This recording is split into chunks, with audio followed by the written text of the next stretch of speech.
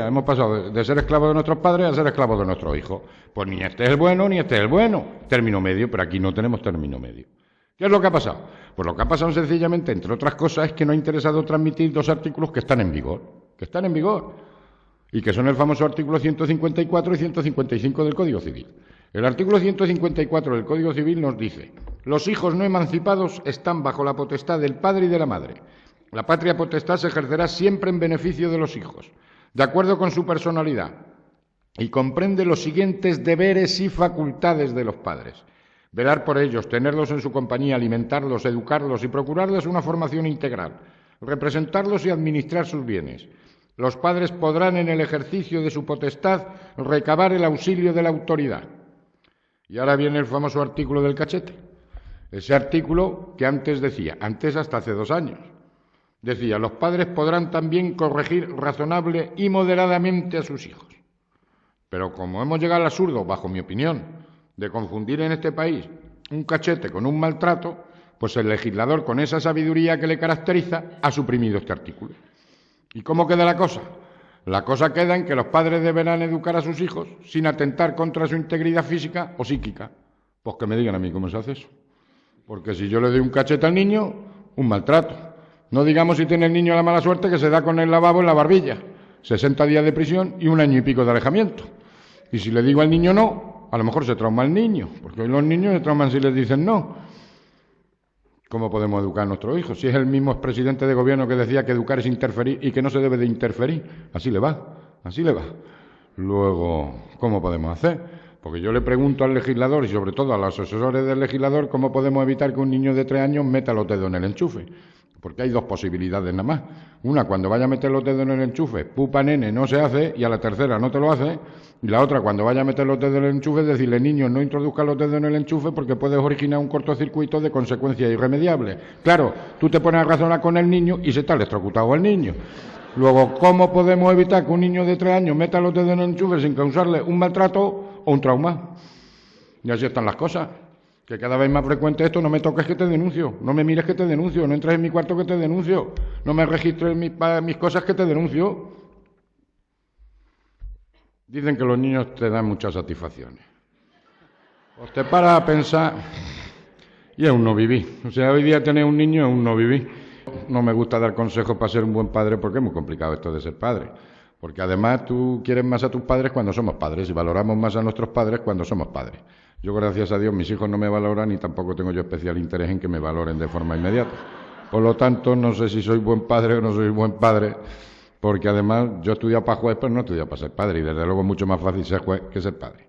Por eso no doy consejos para ser un buen padre, para eso están los educadores, los psicólogos y demás. Yo lo que doy son los consejos para formar un pequeño delincuente.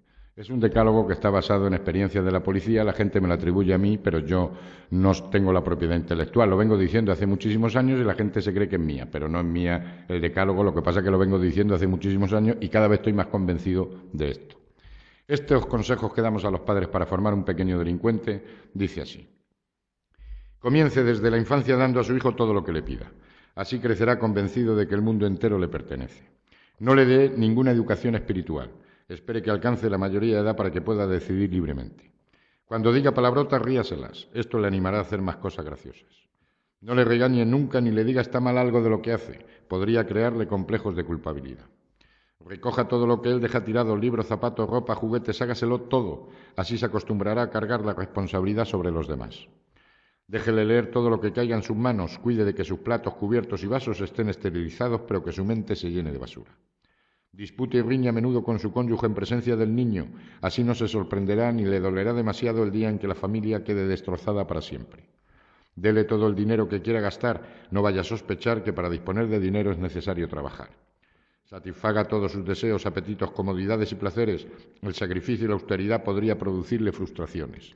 Y póngase de su parte en cualquier conflicto que tenga con sus profesores y vecinos. Piense que todos ellos tienen prejuicios contra su hijo y que de verdad lo que quieren es fastidiarle. Si seguimos estos consejos, es fácil que en casa hagamos un pequeño tirano que con el tiempo se puede convertir en un auténtico chorizo. Yo siempre comento, y lo he comentado antes, que es muy triste, pero yo celebro todos los martes 20, 25 juicios, a media 22, 23 juicios. Y desde los últimos años, 3, 4 y ya casi 4 o 5 juicios son denuncias de padres contra sus hijos por malos tratos físicos y psíquicos. Y si yo me muevo en una delincuencia normal de niñas del 25% frente al 75%, en el delito de violencia familiar ya estamos en un 40-45% de niñas frente a un 55-60% de chicos. Yo he visto piernas rotas, bocas partidas de los padres como consecuencia de las agresiones que sufren de sus hijos. Y si todos tenemos problemas con nuestros hijos, porque todos los tenemos, yo siempre digo lo mismo, yo he estado felizmente casado con mi mujer 30 años y medio, dentro de lo que la felicidad absoluta se entiende, tenía un buen sueldo, digo tenía porque ya no lo tengo, tenía un buen sueldo, no se me conoce ninguna drogadicción salvo la nicotina y algún cubatilla que me gusta tomarme de vez en cuando, sobre todo cuando ganamos la liga y sube el Granada, se está pendiente. A ver, el Zaragoza, también estamos pendientes del Zaragoza. Me va a dar un disgusto el Zaragoza. Y tengo problemas, a pesar de mi situación social, cultural, y tengo problemas con mis 2 hijos. Uno ya que tiene 26 y la otra 20 años. ¿Qué no problemas puede tener una persona que esté en peor situación económica, laboral, profesional, social, cultural? Todos los que tenemos hijos tenemos problemas. Y todos los que tenemos hijos menores somos población de riesgo, porque es muy complicado. Y no por esa razón, sino porque todos tenemos problemas, empezamos a detectar problemas serios y hay que preparar a profesionales. Es que no tenemos término medio y no ha interesado transmitir el artículo 155 del Código Civil. El artículo 155 del Código Civil dice: los hijos deben obedecer a sus padres mientras permanezcan bajo su potestad y respetarles siempre. Y segundo, contribuir equitativamente según sus posibilidades al levantamiento de las cargas de la familia mientras convivan con ella. Luego, lo mismo que los menores tienen derechos, tienen deberes. Y no son deberes morales, que también lo son, sino que también son deberes civiles. Y están contemplados en el Código Civil. Y los menores tienen el principal deber en la casa de obedecer y respetar a sus padres y de contribuir con las cargas familiares. Y cuando hablamos de contribuir con las cargas familiares, no solo nos estamos refiriendo a la cuestión económica, sino fundamentalmente a cumplir con sus obligaciones, a estudiar, a trabajar, a cuidar a sus hermanos, a respetar a sus padres, en definitiva, a echar una mano en la vida diaria de una familia. Pero no ha interesado transmitir que los niños tienen deberes. Pobrecitos que no pasen lo que nosotros hemos pasado, que se conoce que todos lo hemos pasado muy mal. Y entonces nada más que les hemos hablado de derechos y no de deberes. Y los menores son menores, pero no son tontos. Lo que han hecho ha sido abuso de sus derechos y dejadez de sus deberes. Porque pobrecitos que no pasen lo que nosotros hemos pasado. Y lo mismo que hay que garantizar los derechos, hay que exigir el cumplimiento de sus deberes e informar de sus deberes. Y los niños tienen deberes desde el primer día que llegan a este mundo, desde el primer día, porque te están sometiendo a pruebas de fuerza.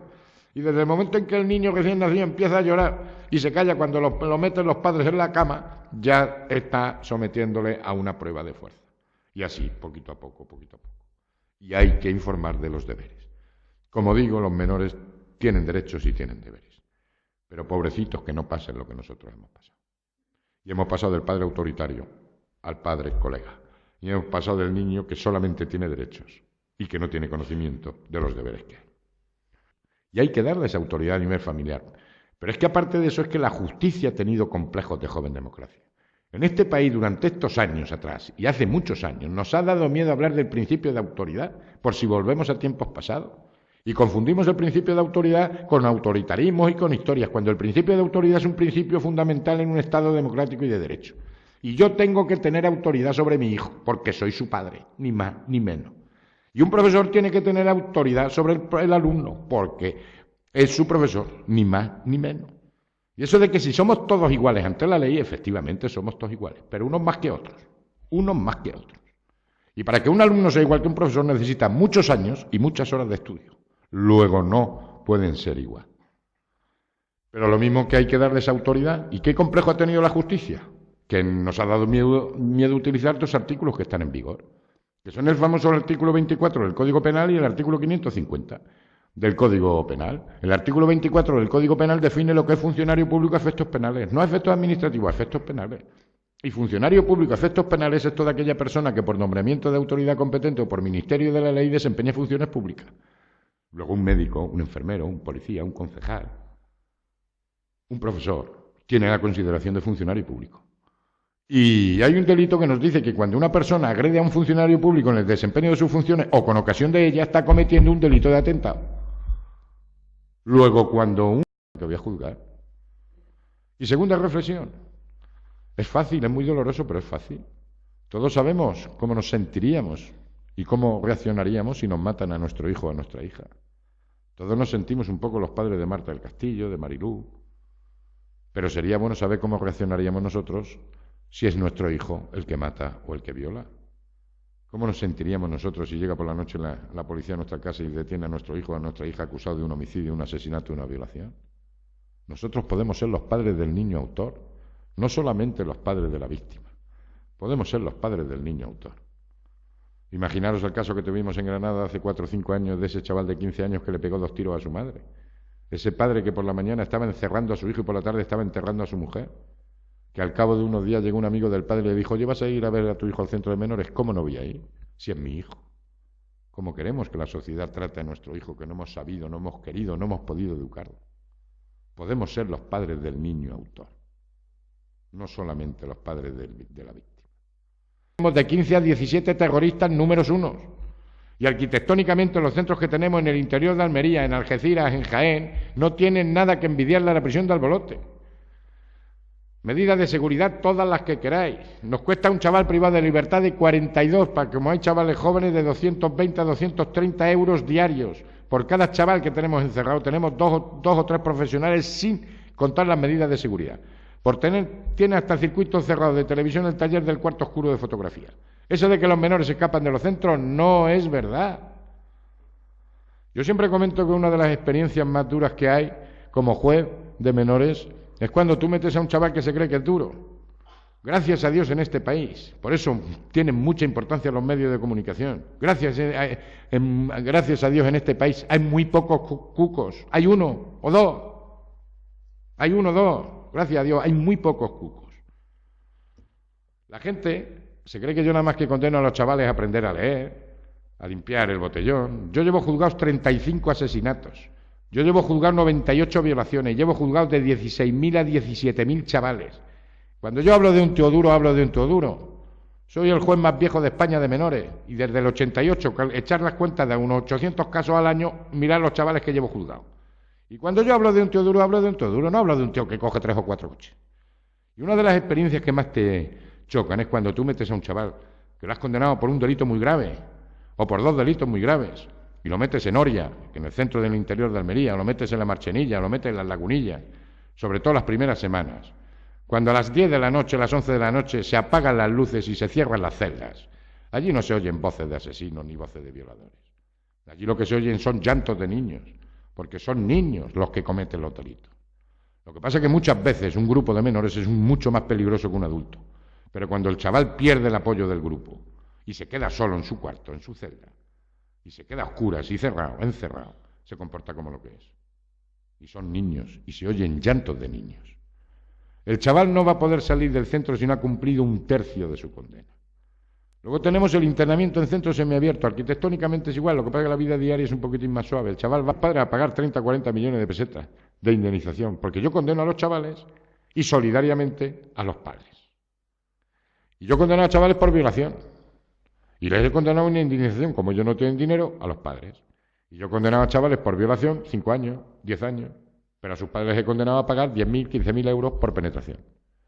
Esos niños que graban imágenes, yo he condenado a los chavales. Pero a los padres les he condenado a indemnizar. ¿En qué valoráis la imagen de vuestro hijo, de vuestra hija, que la vean 5.000, 10.000 personas humilladas, vejadas, maltratadas por vía Bluetooth o por vía Internet? Usted paga, que es su padre y su madre. ¿Es que no puedo con mi hijo? Pues pueda usted, ¿eh? Porque usted tiene que demostrarme, según la ley que actúa con la debida diligencia de un buen padre de familia, para que yo le valore el grado de responsabilidad suya económica. La de su hijo va a ser 100%, pero usted se puede disculpar si acredita que actúa con la debida diligencia de un buen padre de familia. ¿Y cómo demostramos eso? Es complicado. Usted tiene que enseñar a su hijo que no está bien ir pegando tiros matando a la gente. Usted paga. Y usted tiene que enseñar a su hijo que cuando una chica dice no, es no, con copas sin copas, con porro sin porro, es no. Y usted que le compra el móvil a su hijo, tiene que decirle a su hijo que esto es un instrumento muy peligroso. Usted se responsabiliza de que haga a su hijo con el móvil y con el ordenador y con el internet. ¿Y qué hace un niño de 15 o 16 años con un internet en su cuarto abierto a la ventana al mundo? Usted responde porque usted tiene confianza en su hijo, usted paga. Y por eso entiendo que los centros escolares prohíban el uso de los móviles en los centros escolares, porque si estos hechos suceden dentro del ámbito escolar, estamos sentando en el banquillo a los padres y al centro escolar. Y lo mismo que sentamos a los padres y al centro escolar, estamos sentando en el banquillo a los representantes de la comunidad autónoma cuando el menor está bajo la custodia de la comunidad autónoma. El año pasado dictamos en Granada sentencia y gracias a Dios no tuve 16. Es verdad eso de que 2 tetas tiran más que 2 carretas. Pero también es verdad lo contrario, que 2 cojones tiran más que 2 camiones, porque también lo tengo al revés. Como los desenamoramos. Por eso vamos a ponernos de acuerdo. Yo creo que uno de los males de este país es que estamos quitando la infancia. Pasan los niños de recién nacidos o bebés recién nacidos y a los 10 años pierden la infancia y empiezan a tener comportamientos de adolescentes. El problema es que esa adolescencia le llega hasta los 30 años. Es que muchas veces dicen que hay que bajar la edad, que no, que hay que subirla. Si es que cada vez son más altos, más guapos, pero más niños y son más irresponsables. Y quieren darle el voto a los 16 años porque es más demócrata. Pues coño, como en Guatemala, que voten a los 5, ya toma democracia, pues a los 5 años que voten. Y cada vez son más altos, más guapos, pero más inmaduros porque no están educados en responsabilidad. Y les está